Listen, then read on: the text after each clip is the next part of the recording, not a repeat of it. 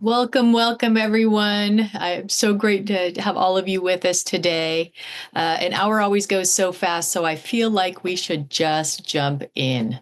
I have really been looking forward to this. I'm Andrea Brewster. I serve as faculty of curriculum and assessment at Calbright College. And my co-facilitator for this roundtable discussion this morning is my colleague and thought partner, Jessica Shade, who is also faculty of curriculum and assessment at Calbright. Thank you all so much for joining today. Really excited about this discussion about AI and what it means in our higher ed space, especially in terms of curriculum and assessment. So thank you all for your time. I know that time is limited, especially in higher ed. So thank you for donating your time and engaging in this important conversation. So as we thought about what we might want to share and talk about this morning with respect to generative AI and how it relates to curriculum and assessment, I, for one, was struck again by the sheer volume of conversation out there and content related to generative AI over the last 2 years. I went back to a recent article from Inside Higher Ed that was in October, in which chief technology officers at higher ed institutions across the country were polled about how well they believe higher education is poised to handle the rise of this emerging technology. Just 9% said yes, feeling confident, and nobody else is. So I thought 9%, that's not a lot. And it served as a reminder for me that we are all, from the vantage points of our disciplines, our professional titles, our institutions, in a position to approach this new technology as learners. And I think one of the unique challenges in what it means to be a learner with this technology is that that challenge can feel quite amplified when given the speed with which generative AI is evolving. For instance, right now at our institution, as we imagine what curriculum will be relevant to building our students' digital literacy, we're already thinking about the redesign and how it might be different in 6 months or a year. And there's just no way around it. Our redesigns of curriculum are going to be frequent and varied. And I also think it's important to remember with respect to this topic that equity gaps are widening in this newest digital divide. In a conversation that Jess and I had last week with a former Apple executive, he mentioned that a line that he hears most often when people ask whether AI will replace humans in the future of professional life. He said, AI will not replace humans, but it will replace humans who don't know how to use AI. And that quote really hit me as reflective of how some folks in the tech industry are thinking about this new technology. And so what does that mean for us? I think our charge as educators is even more clear and pressing. We need to learn more. We need to help our students learn more about how to be competent, about how to be critical, and about how to be ethical users of generative AI. And providing that context around how to use generative AI tools is equally important to the role that higher ed can play in providing more equitable access to the tools themselves. So, for the purpose of the conversation with you all this morning, I'll share a brief agenda for our session. We will share some of how we're approaching these issues at our institution. We'll put forward to you several themes that are emerging for us as we think about this topic. And then the part I'm most excited about is hearing from all of you what ideas and questions and what framing is meaningful to you at your institutions. We're not a huge room. If you would take a moment and just put your name, title, and institution in the chat, it would be wonderful to have a sense of the breadth of types of institutions represented. I know we mentioned in our blurb about the session that we are at a community college with a exclusively CBE model, but that's not a barrier to entry. We are welcome to hearing from anyone at any type of institution. And then finally, we'll reconvene. We'll based on the number of participants, we'll decide whether or not we're breaking out or just talking as a whole group. And then we'll share some final thoughts with and suggestions for further reading with you at the end. At this point, I'd like to hand off to my able colleague, Jess Shade, to tell you a little bit about Calbright. Thank you, Andrea. I'll try not to get on my Calbright soapbox too much because I love Calbright. It aligns so much with my mission as an educator. And so Calbright was actually formed in 2018 as part of state legislation. And our goal or our task is to upskill and reskill the California workforce.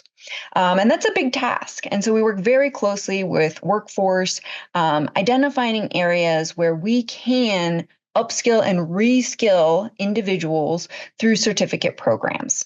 One of the things that I love about Calbright, well, there's a lot of things I love about Calbright, but one of the things I love about Calbright is that we offer programs that the state has identified a gap in the labor market.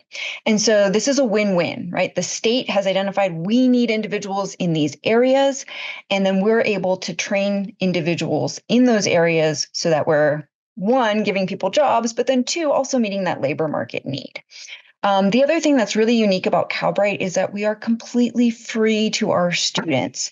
And so when we're thinking about it through the equity lens, right, being able to obtain a certification to get a job that will provide you and your family with a livable wage and at no cost to you. We also have a very nice wraparound service for our students because we know that when you're going back to school, especially if it's been a while since you've been back to school, having those additional supports can really help ensure that you are successful in your studies. Another way that Calbright is unique is we are assessment forward through a CBE approach. So in other words, once you've shown us you know it, move on. We are completely asynchronous. We are 100% online. And so that means that our students can move through our programs at a pace that works for them. Many of our students are caregivers. They have children or adults at home that they're taking care of. Many of our students are working full-time jobs. Oftentimes those jobs don't pay well, so they may be working 2 or 3 of them. So it really depends on the student. If they want to spend an hour a week working on their program, wonderful. If they want to just spend 60 hours a week and get it done, they can do that too. So I really appreciate that flexibility that we're able to offer to our students. Currently, we have over 5,000 enrollees, and we have awarded over 1,000 certificates to date. We also serve students all over the state of California. So we currently have students represented in 52 of our 58 counties. And we really focus on adult learning or andragogy. We realize that many of our students that are looking to upskill and reskill are not your traditional students that are coming straight out of high school, 18, right into the higher ed space. In fact, the majority of our students are over 40 years old, which means they bring a wealth of experience and skill to Calbright. Many of our students have developed these skills throughout life, throughout their work, and that's one of the reasons that CBE works so well for them. They may not have that piece of paper that says they have these skills, but when they've developed those skills and they can demonstrate those skills to us, they're able to progress through the program more quickly. And so in terms of AI, right, when we're looking at upskilling and reskilling, we recognize that AI is one of those skills that our students are going to need, that most of us are going to need to continue to be successful in the workspace. So shameless plug for Calbright. Absolutely love it. But also really excited to hear what other institutions are doing around AI in their space.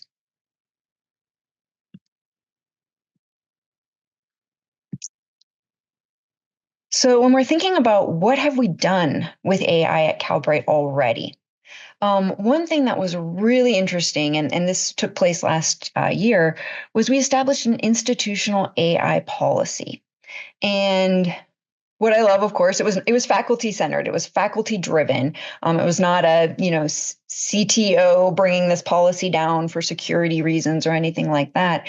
It was faculty coming together and saying, how do we use AI?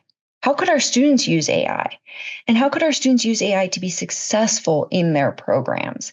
And so our student senate and our faculty senate collaborated to establish an AI policy for the institution to really ensure that AI is being used effectively and ethically within student studies.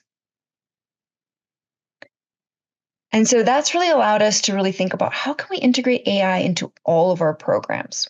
We have digital savvy as one of our institutional learning outcomes. And so AI has definitely played a heavy role in that. We do have this institutional AI policy that was developed with faculty and students. But then, of course, each program adjusts that policy to ensure that it aligns with their program outcomes and with the industry as well. We want our students to be sure that they're applying AI as it applies to their industry certificate. And we really encourage our faculty to integrate that AI throughout their program. That includes intentional assessments, including AI. And so back in 2022, when ChatGPT was really surfacing, I had the opportunity to bring that to my students. And so one way that I was able to do that was I actually assigned my students to use AI to write one of their papers, right? There's this fear, or at least I had this fear, that students would be using AI to cheat and that they would be using AI to shortcut their studies. And so to kind of circumvent that, I actually created it as an assignment, and they had to turn in their prompt and the response that was generated from ChatGPT. And they had to do that 5 times, 5 different prompts, 5 different responses. They could iterate on those prompts. So, teaching that skill of how do I create an effective prompt? How do I use context? How do I iterate on that? But then they had to apply their critical thinking to it. And they had to choose the prompt that they felt was the best prompt and the best response, and then write to that. And explain that to the class. Why did they choose this prompt? How did they fact check and verify that information? And then how are they citing their information? Because we know that intellectual integrity is really key, especially whenever working in higher ed, but especially with AI. And so really thinking about how can we integrate it into our curriculum? How can we integrate it into our assessment so that students gain this practice? And personally, I've always viewed education as a civil right. Especially in the public ed space. And so being able to provide our students with this skill that we will all need to be successful in the future, and teaching individuals how to use that ethically and responsibly in order to progress their career is really important to me. And I personally feel like if we leave it out, we're really cutting our students short. And I definitely want my students to leave with that skill set.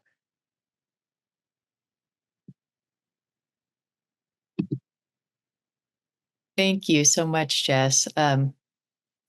It's hard to pause there because there's so much more we could say. But for the purposes of today, we're a bit of a smaller group. I think it would be absolutely okay for us to talk about these together. We thought we would we'd love to hear more about what everybody else is doing in terms of curriculum integration, and we're saying that like in terms of curriculum integration into the disciplines, but also curious if anybody is developing courses or programs specific to generative AI.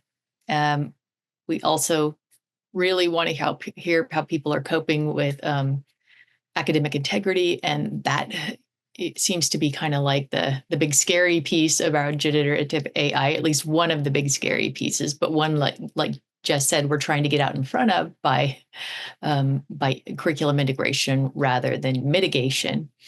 And also really curious what institutions are thinking about integrating across programs and whether anybody is imagining taking the leap to an ILO.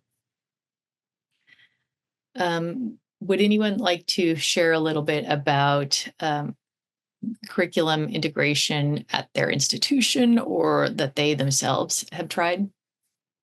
More than welcome to unmute yourself. And as an instructor in the higher ed or in the secondary ed space, I do have to say, please feel free to turn on your cameras. Please feel free to use the chat. We definitely want this to be a collaborative dialogue because we do not have all the answers. And so, but I know that together we can have some conversations to try to dig into what these answers could be.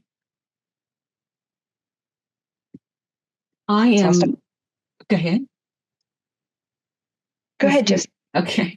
I am Josephine Harris. I'm at an EPP and I work in the curriculum instruction department, one of the literacy professors. I'm trying to look at it from AI inclusive and AI resistant, more in terms of trying to help with having my students navigate content.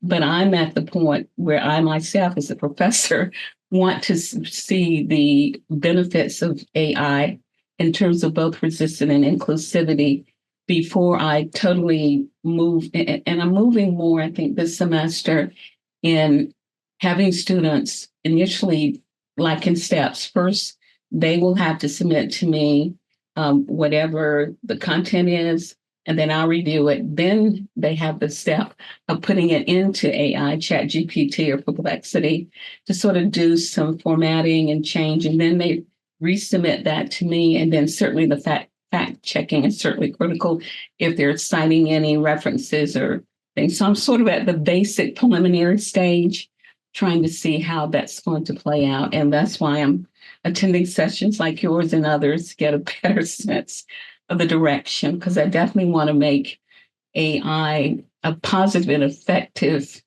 integration in my curriculum, in my courses. And it's not going away. It is here, it's the future. And I've got to make sure that my students know how to integrate it effectively and use it as a tool, not a shortcut, but as a tool that really moves them forward. So one of the distinctions that we've identified at our institution is that students know what it is, they know how to use it, but they might not be using it effectively or critically.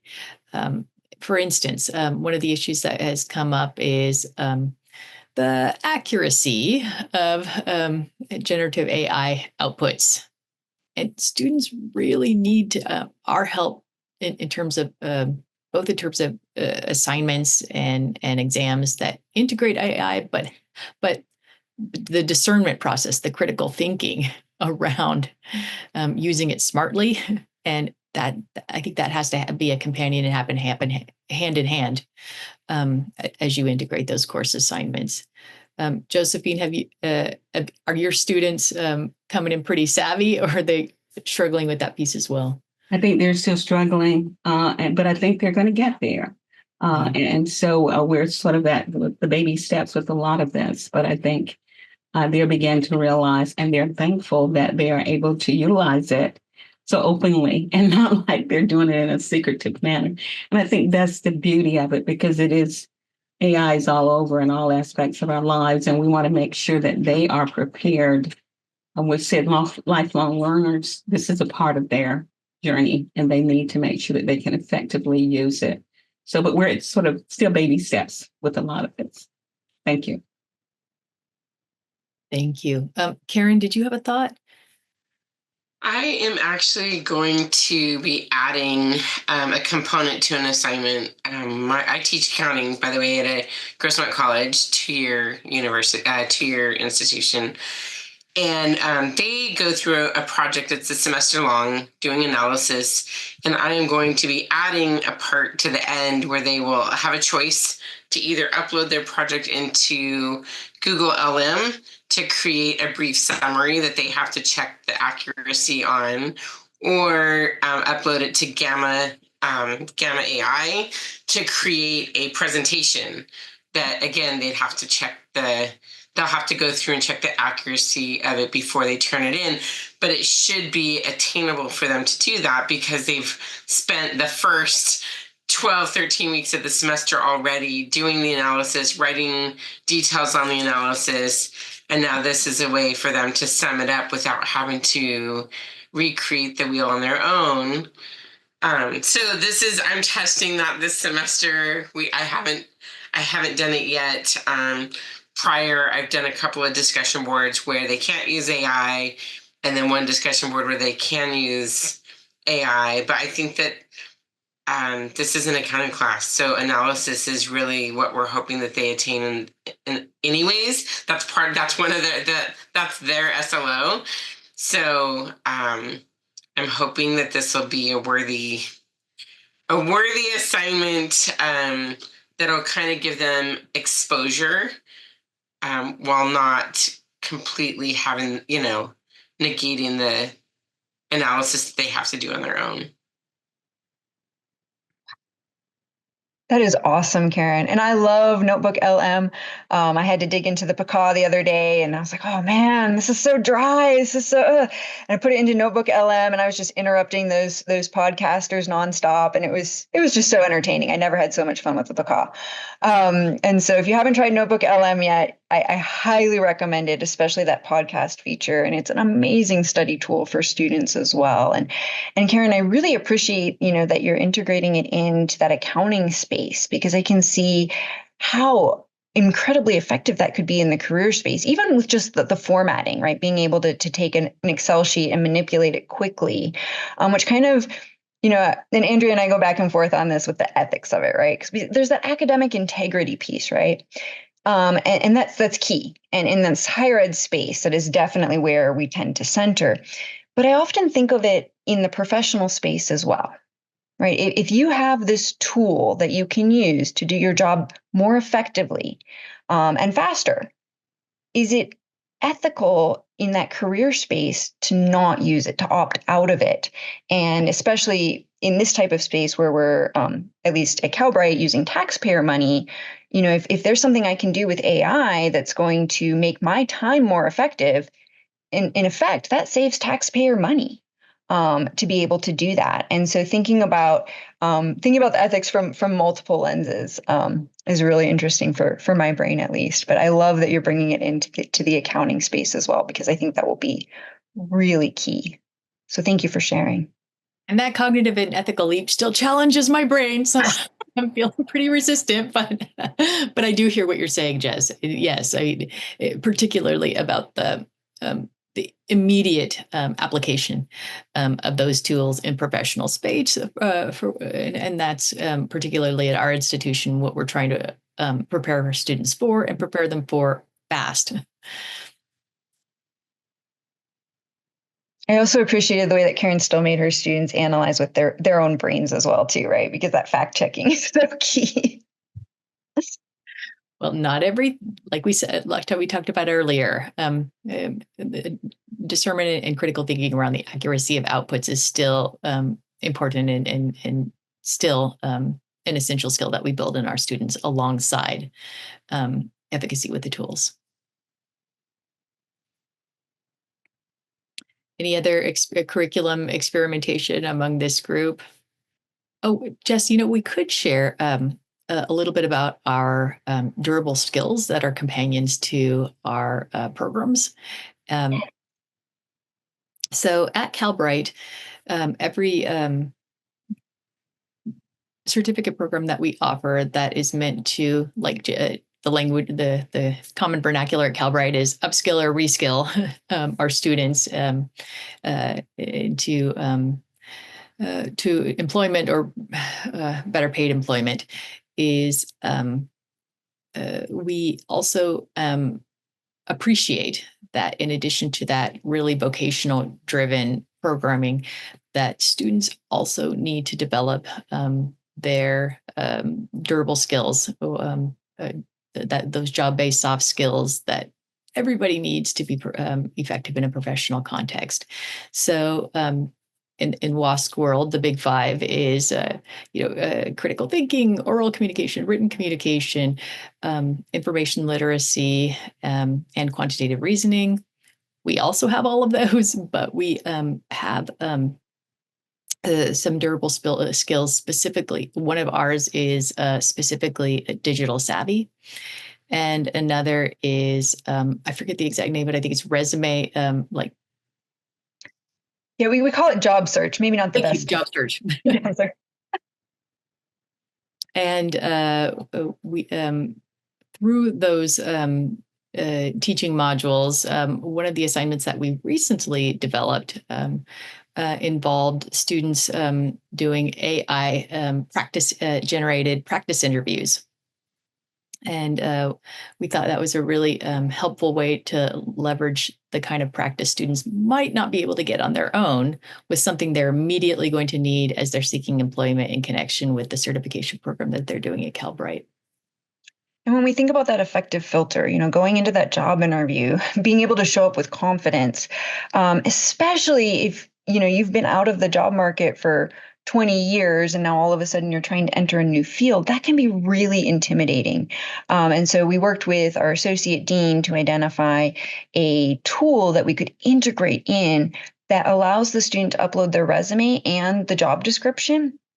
And then the AI will actually interview the student, which is great. It's great practice. But what I love about it is that then the student gets a report back that says, these are the questions you answered well. Here are some things on your resume that you could have highlighted that you didn't. And so it creates this safe space where the student can practice and start developing that confidence without having that pressure of like another human watching them.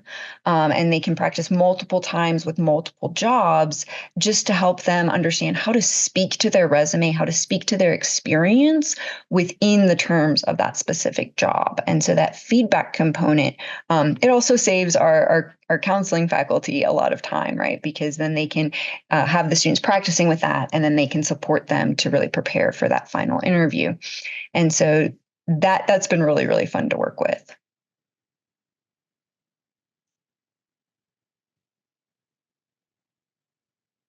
So I'd love to shift this point a little bit to a conversation to our second theme around academic integrity. Jess, you spoke earlier to the effort over a good number of months last year to develop an AI policy that was institution-wide, that was faculty-driven, and that supported meaningful and measurable integration of AI into curriculum without stepping on anybody's toes, we hope. I'm curious if any institutions are talking about the mitigation component, the role of AI detection tools in upholding integrity. We can talk a little bit about what we're thinking about in terms of redesigning assessments and assignments to discourage misuse. And any other thoughts you have about ways to promote the ethical usage. Our librarian wasn't able to be with us today, but if she were here today, I know she would say students need to cite their sources. That's it. And from our view, students may elect not to do that in the workplace. We can't control that, but we do want to teach them to do it right and to do it with personal integrity about where they're getting their information and how. So that's built into every assignment, regardless of program or the particular context of that assignment.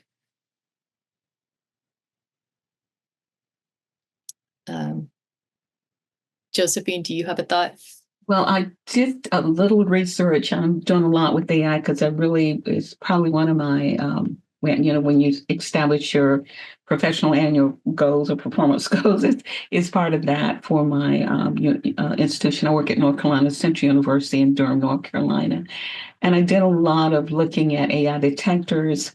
There aren't any out there that are the formats are 100% because of the human reasoning part. And there's so many, the ones that I've looked at in research, the effectiveness rate is questionable because it's just really hard to do, sometimes looking at or assessing whether this is plagiarized or if it's really the thought of the individual.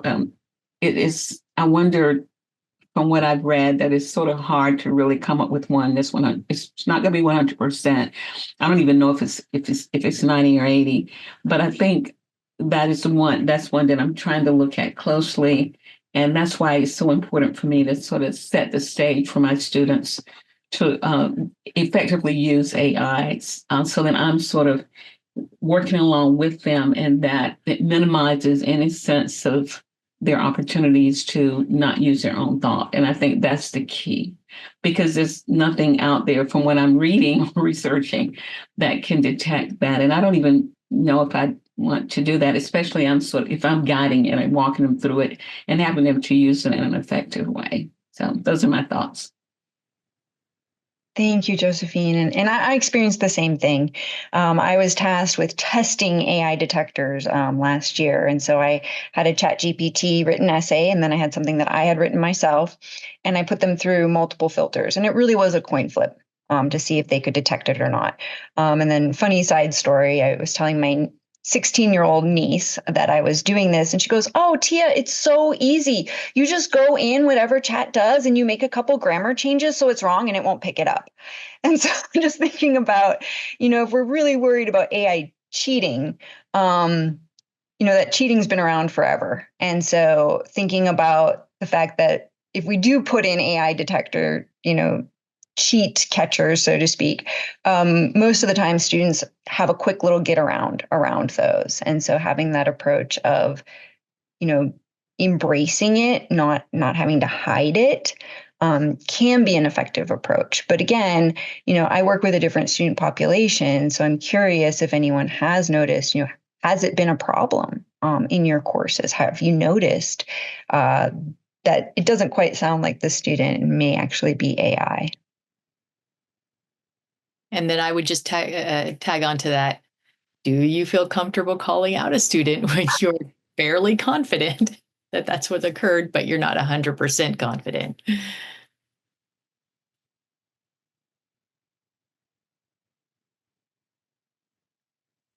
I had two students actually, that used AI to write their entire analysis with no sources cited. So I knew it wasn't, from prior discussion boards, I knew it wasn't their work. The verbiage just didn't follow their stream of written discussion prior. So I picked 2 or 3 phrases out that AI had put in. I was pretty sure AI had put in there, and just asked them if they could give me more explanation as to what they were referring to with these phrases. And they didn't have an answer. There wasn't an answer. And one of my students came clean, and he just said he had AI write it. And so then did those students not receive a passing grade? For that assignment, that is correct. Because it was, if they would have at least cited it, something, but they didn't. They didn't cite any sources used other than the textbook and the annual report.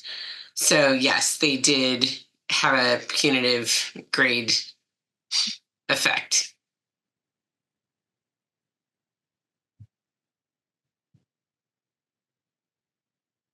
Those are hard. I mean, in that instance, if you had a student that said, "Yes, I did it," that's one thing, right? But sometimes it's a best guess, right? I appreciate your approach of asking some follow-up questions.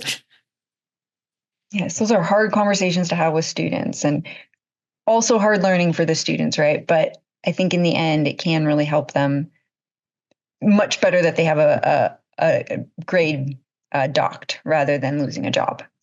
Yeah.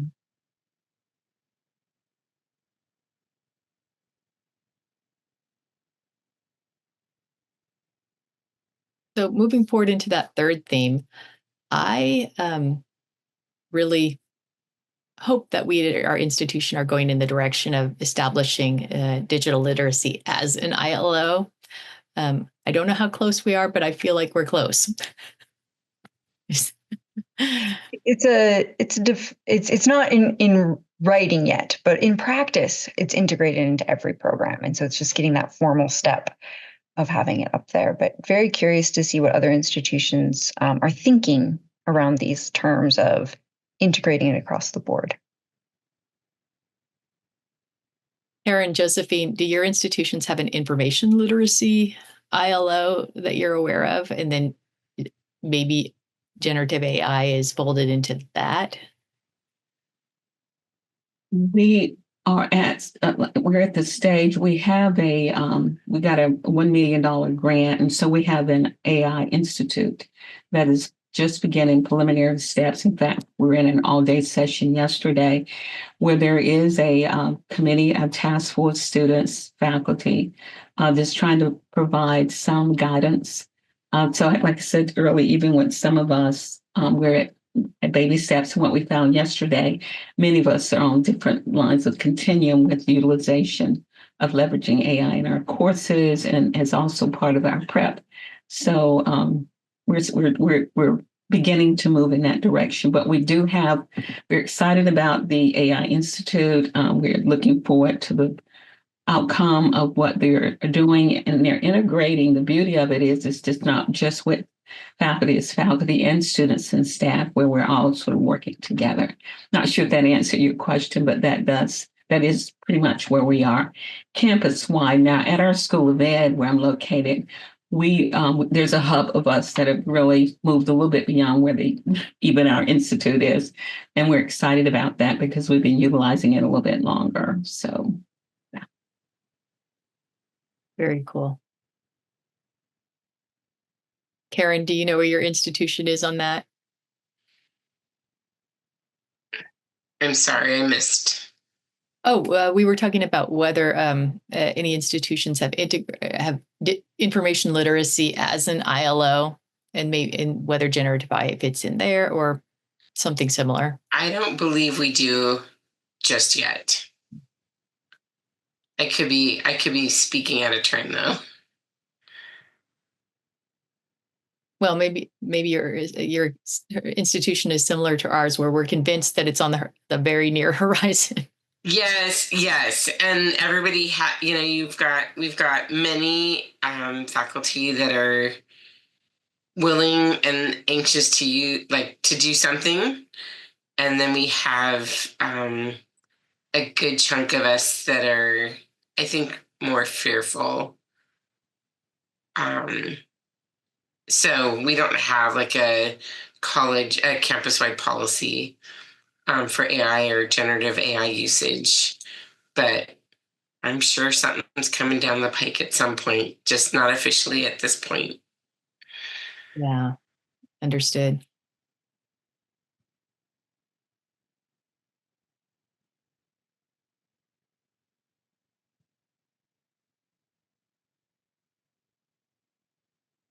I'm just curious, does anyone have like policies that it's not allowed? That it's something that actually needs to be stayed away from at this point in time? Well, Mary has shared that in the chat that the onus of AI is falling on individual instructors at her institution with a real absence of institutional strategies or support. That Mary, that sounds like a significant challenge, and one that does put the onus on individual instructors to think about the students in their courses and really not beyond. Yeah, that does sound difficult, Marion. I'm sure that's not uncommon either, though. I think it's so new. It's so hard to keep up with it, especially as it's evolving.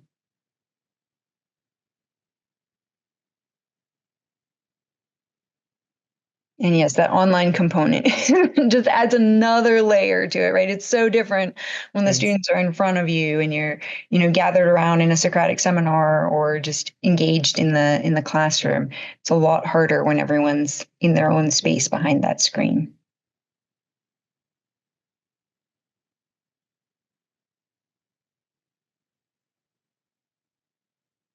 So, Jess, we might return to the PowerPoint before we wrap up today.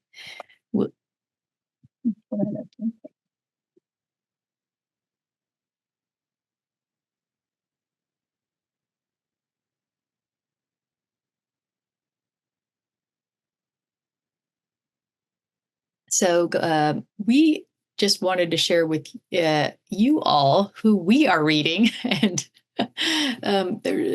like I said at the beginning, there are so many engaging conversations, so many powerful speakers, so many new threads of the conversation developing all the time. We're more than happy to share these live links and the PowerPoint with anybody who attends here today. Just put your email in the chat and we'll get that to you.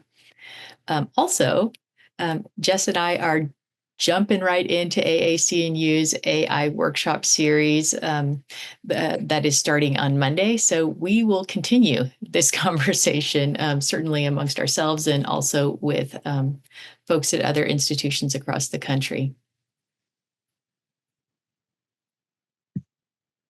And just shameless plug for Notebook LM. If you have a long drive coming up, you could easily just pop one of these in there, have a conversation with that podcast. So it's really fun to explore how AI can help us be more effective as well. So thanks again, everybody, for your time, for your attention. I feel like we are, like I said at the beginning, we're all in the same space as learners on this one, but it's exciting. It's dynamic. And as thinking back to Jillian Kinsey's keynote this morning, I think it was Cindy Cogswell who said, everyone at the institution is responsible for both assessment and change management. And I think that's also true when it comes to generative AI. Thank you all for your time.